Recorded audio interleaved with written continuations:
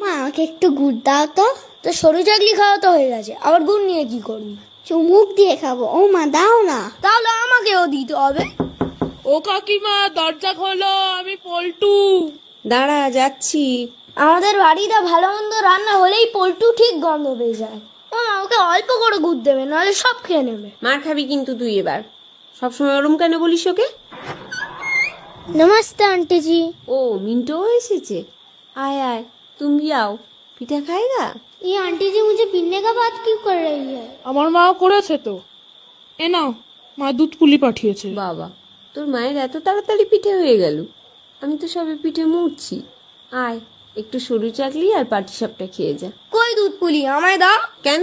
এবার কেন? এক্ষুনি কি বলছিলিস পল্টু নামে? কি বলছিল গো কাকিমা? আর ও তো এমনি বলছিলাম, পল্টু তো আমার বেস্ট ফ্রেন্ড।